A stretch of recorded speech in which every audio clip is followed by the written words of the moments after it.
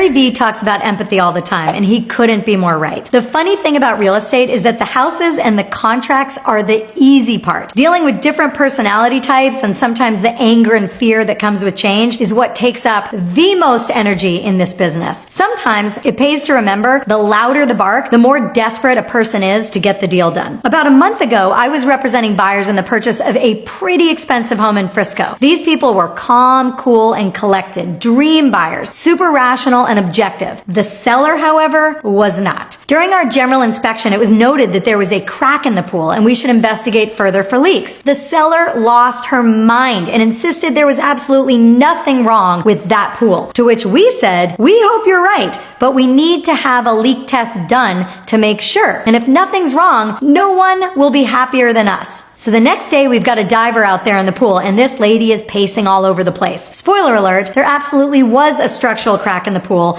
and tons of leaks in the lines. And this guy is only about halfway through his dive inspection, and she loses it. She comes outside, tells him the inspection is over, and he needs to get off her property within the next 10 minutes, or she's closing the gate. This guy was so rattled. He's in his scuba gear, his equipment is all over the place, and now he's scrambling. And the cherry on this dramatic performance was that she ripped up his business card, threw it in the air in a dozen pieces, and storms off. In the moment, this was a hard scene to digest because the seller was clearly going off the deep end. But when you step back, you realize that she's afraid and scared and just not in a position to deal with reality. It doesn't excuse the behavior, but once you understand that fear often masquerades as anger, it puts you in a better position to deal with it and push through. We actually did end up getting that deal done, and ultimately it cost the seller tens of thousands of dollars in repair credits to my buyer, but navigating those negotiations took a lot of patience, calm, and empathy.